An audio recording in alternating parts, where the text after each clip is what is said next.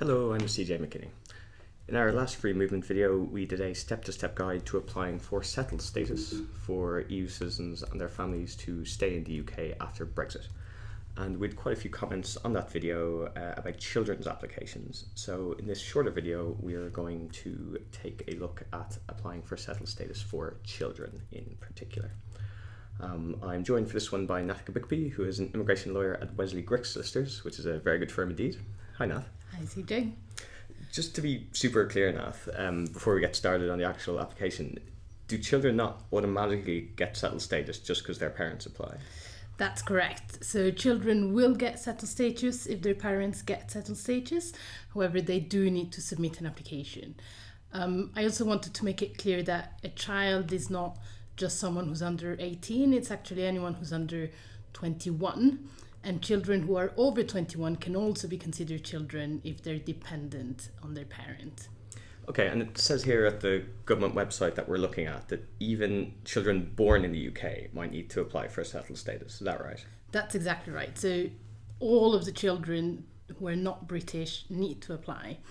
That said, some children may be British without knowing it, or they may be eligible to apply for British citizenship. So it's definitely worth looking at whether or not that child could be British. And for information about that, people can look at the Settled Status Handbook, which was published by Free Movement. That's on our website. We've got a section there about citizenship for children later on. Okay, so we've established that, you know, if you have kids, they're not British or Irish, you need to get an application in for them. That's really important. So we're now going to create a dummy application for a fake child. Wrong one. Just to show you how this works. So we will navigate to the apply page here on the government website and click start now. So the first stage is to prove your identity, just like with an adult's application. Now, normally you would want to download the Android app on your phone and use that to scan the child's passport or ID card. But there's also an option to enter the details manually and post in the ID document later. So we're going to choose that one because it allows us to create this dummy application, but it also might be useful to show people how it works if you choose this option instead of the app. So continue. So that, first of all, we'll put in the child's nationality and we are going to create a Spanish child. But the child doesn't have to be from the EU to be eligible for settled status now. That's right. We'll see later that there is some difference if you're not an EU national, but you can still apply if you're an EU national as long as if you're not an EU national, as long as you've got an EU national sponsor. Excellent. So if the child is an EU sponsor, it doesn't matter whether the child, him or herself, is from the EU or not. Exactly. Super. Well, we're going to go in the first instance with a Spanish child. I think we got right to Spain. Oh, Spain, indeed. Good thing you're here, Nath. And we will say that our Spanish child has an ID card, and we will just put in a dummy number with a fake expiration date. This is all just for the purposes of showing you how it works. Obviously, you would be entering your child's real details.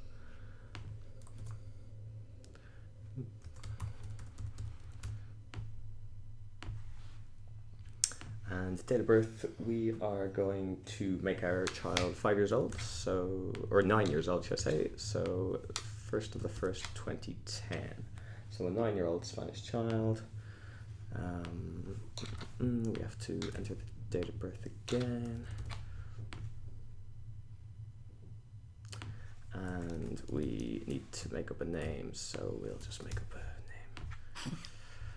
a name. Email address, so I'll put in my email address because that's no secret. Again, like an adult application, you need to put in contact details to log back into the system later on. It's very important those are correct because as we will see, they will then send you a code. So if you put the incorrect things, you'll never be able to progress with the application. Okay, at this point I need to put in a mobile phone number, and that is slightly personal, so I'm just going to pause the video while I put in my real phone number and get into the next stage of the application, so bear with us. So we are now in the second stage of the application. We've just used my real mobile phone number to log in, so we just skipped that step for privacy reasons. Now you can see here that the first section of the form is pre-populated because we've input that identity information. If you had used the app information would now be in this first section. This is the overview of the landing page. It is it's similar to what you would see on an adult landing page, but there is one section missing. You can see here on an adult application that I prepared earlier, there's a section for criminal convictions, but on our child's application there is no such section. Why is that, Nath? Well, so only applicants who are aged 18 or over are required to provide information about their criminal convictions in the UK and overseas. And similarly, only children who are aged over 18 need to declare whether they've been involved in any terrorist-related activity or crimes and all of that. So in our dummy application, the child is 9-year-old, so he's not asked about that. Had we made a dummy application for someone who was 19, although they're considered a child, they would be asked about their criminal convictions. So you can be considered a child if you're under 21. So if you're 18 to 21, you can still be a child, but you'd be asked about criminal convictions. Exactly. Okay, that's cool. exactly right. Okay, well let's start to fill in the form for our 9-year-old Spanish child. We'll go first to residence in the UK. We'll say yes, we're in the UK, and it asks for an address, so we will use a fake one. I think you've just seen my real postcode pop up there, but let's not worry about that. So fake address, the Home Office. Have you ever been known by any other names? Again, this is in the adult one, but we'll say no to that one. Very quick and easy. So that is that section, and now. One thing that was different, I think, in that Nath to a adult application was it didn't ask for a national insurance number. So if we go back to our adult application, back to our landing page, you can see here that there is a request for a national insurance number. Why did it not ask us for that in our child application? Well, so that's not actually to do with any policy. It's just because children who are under 18 just don't have a national insurance number. So again, or under 16 is it? Under 16, yeah. Sorry. So again, if we had created a dummy applicant who were 17, for example, then they would have asked for the national insurance number. Brilliant. So again, just to highlight the differences between child and adult applications. So continuing, we will go to our middle section. There's a question here about dual nationality, and if our child was British as well as Spanish, and we wanted to record that, we can't. The form doesn't allow us to put in United Kingdom as dual nationality. Why is that, Nath? That's right. You can't, just because British citizens cannot apply for settled status. That's whether they're adults or children. Off limits to British citizens. Yeah. Excellent. Okay, so we are suitably chastised on that one. So let's return to our Spanish citizen being just Spanish. And we will put no to the question about previous nationalities, no to the question about permanent residence. We're just going to skip these quite quickly because they're not the point of this video. Now, here is a screen that you will not get on an adult application, and this is kind of the first point at which it makes a difference that you have put a date of birth under 21. This is saying that there are two ways to proceed as someone applying for settled status aged under 21. Tell us about the two options now. Yeah, so a child could apply on the basis of their parents or on the basis of their own residence. If they apply on the basis of their parents' residence and their sponsor has already applied under the settlement scheme, then they'll just need to provide the application number for the parent and evidence that they're related to them. And then they're going to be granted the same status as the parent. Now, that can be quite beneficial for some children because if their parent is granted settled status, the child is also going to be granted settled status even if they haven't lived in the UK for 5 years themselves, which would be the normal requirement to get settled status. That said, not all children will apply on the basis of their parents' residence, and they can apply on the basis of their own residence. The main difference is that at that stage they will get settled status if they've lived in the UK for 5 years. But if they've lived in the UK for less than 5 years, then they'll get pre-settled status. Again, you can read up on the differences between settled and pre-settled status in our handbook. We won't go into it in detail in this video. But carrying on, let's say we choose the first option, which is to sort of piggyback on the parent's application. Now, on the settled status website, it says that you can link a child's application to your own application as a parent. And this is what they're talking about. This is where you do the linking. You do it from the child's application and not from your own. That's, I think, one of the main things I learned about the process. So if we select that option, apply using parent's residence, we are asked for the parent's name and application number. What application number is this, Nath?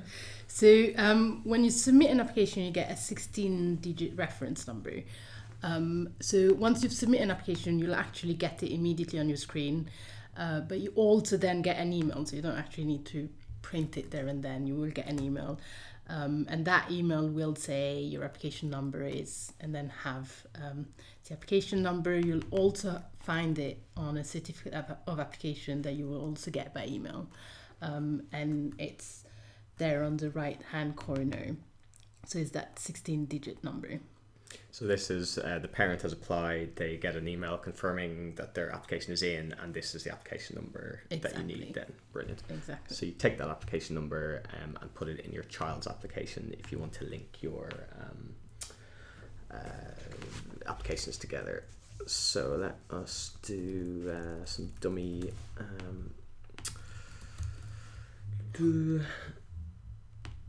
information here just to see what happens. Again, and there you see that will be the that will be all for your child's application really. You'll have entered some basic information and linked it to your own application. But then when we submit this form, which we're not going to do because it's all lies and the Home Office doesn't like that, but if we were to submit this as an application, there would then be a request for evidence that you're actually related to this sponsor. Is that right? Exactly, yeah. So if David is your parent, then you'll just need to submit your birth certificate. If David is the spouse of your parent, so he's your step parent, then you'll need to submit your birth certificate, but also the evidence of the relationship between David and your parent, typically marriage certificate, civil partnership certificate. Brilliant. So if it's just a straight parent-child relationship, birth cert is the key bit of evidence, really. Exactly. Yeah. Perfect. I mean, that might make it slightly complicated, but it's worth saying that a child can also be based on their relationship to their grandparent or their great-grandparent, and at that stage you just submit your birth certificate and the birth certificate of the parent. But basically the idea is that you just need to submit evidence of how you're related to your sponsor. Makes sense. And that would be uploaded as a scanned document or whatever. Exactly, yeah. And in that sense, this application is quite good because it will tell you what evidence you need to submit. Yeah. And if you don't submit the right one, they should send you an email asking you for more evidence. Perfect. So as I say, we're not going to be able to show you that bit of the process, but it is simpler than some immigration applications could be, as Nath knows only too well. Okay, let's show you the second option. So if instead of applying based on the relationship with your parents, you, for whatever reason, want your child to have a sort of standalone application based on their own residence. Let's see what happens there. Now we see that it just takes us to the end of the section. There's no field to put in a sponsor anymore. But if you go down this route, Nath, you'll need to put in proof of the child's residence in the UK. Is that it? That's exactly right. Now, that's a case of a European national. So they're treated as any other European national. So if they've been here for 5 years, they get settled status. But they will need to show that they have been here in the UK. So they will need to submit evidence of their residence, but not of their relationship to the sponsor. Because they're applying in their own right in this scenario. Yeah. Perfect. Is it going to be more difficult for children to find evidence that they've been living in the UK for years, because they won't have bank statements or P60s and the sort of things that well, so in a sense it will often be more complicated just because you will be asked for evidence. Now, an adult who's put in their national insurance number and who's, for example, worked in the UK for 5 years, the Home Office will usually automatically recognise that they've lived in the UK for 5 years, and they're not going to ask for any evidence of residence. For a child, you're always going to be asked for evidence of residence because it's very unlikely HMRC will have records that you've lived here. That said, the Home Office does have a list of what evidence of residence you can submit, and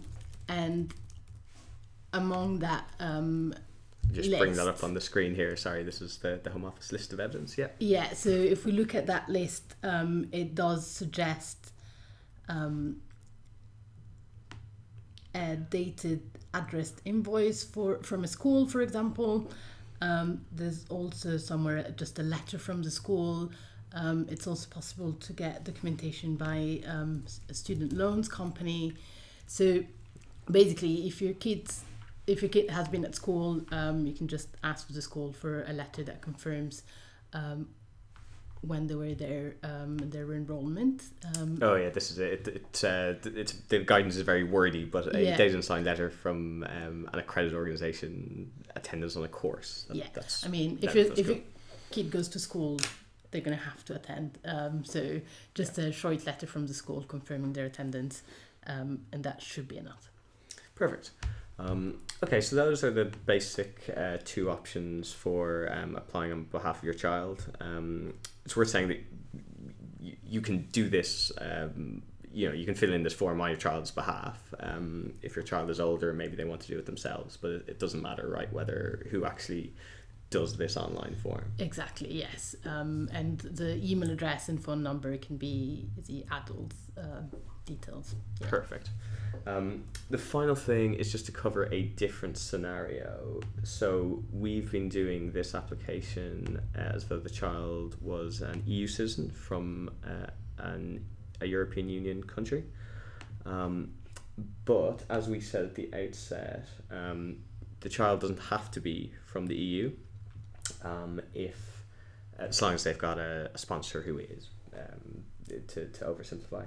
So here's an application I prepared earlier where instead of Spanish, the nationality is down as Burundian. Ooh, and it's logged me out. That's annoying. Let me pause and we'll go back into this application. We just want to show you the variation. 1 sec. Okay, so after that slight technical difficulty, we are in an application that we put together earlier, again a fake one, where instead of the child being from Spain, the child is from Burundi, an African country not in the EU. So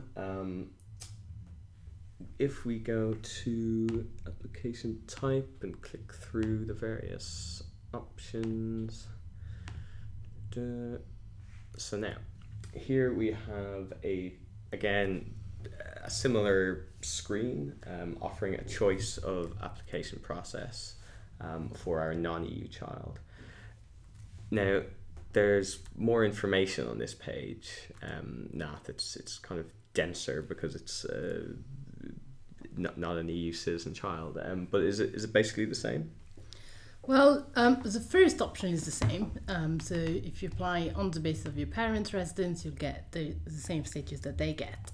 The second option, though, is slightly different, because if you're not a European national, you're not going to get a right to reside in the UK just on the basis that you've lived in the UK for that long. You still need to show that you're related to an EU sponsor. So generally speaking, you will still need to submit some kind of evidence of your sponsor's identity and residence in the UK.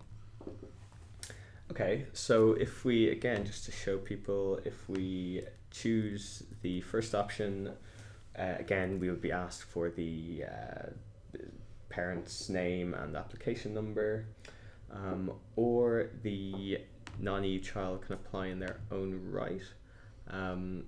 But, oops, sorry, where have I gone to here?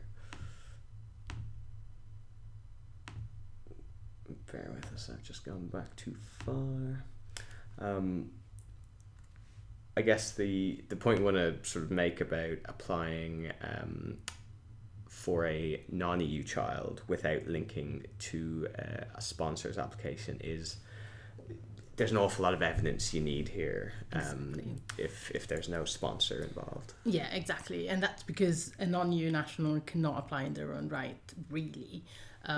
They cannot be piggybacked to the sponsor, but they're still going to have to show that they are related to that sponsor and why that sponsor has a right to reside in the UK. And this will all be, once you've submitted the application, it will then ask you to upload documents. The evidence, yeah. Exactly. Yeah. Perfect. Excellent. Well, that's about as much as we can do, because we can't actually show you that request for evidence without submitting these false applications, which we don't really want to do. But hopefully this was helpful. Once again, my thanks to Nath, Gbikpi and Wesley, Gryk Solicitors, for helping out with this video. Thank you. No, we don't have to do that now.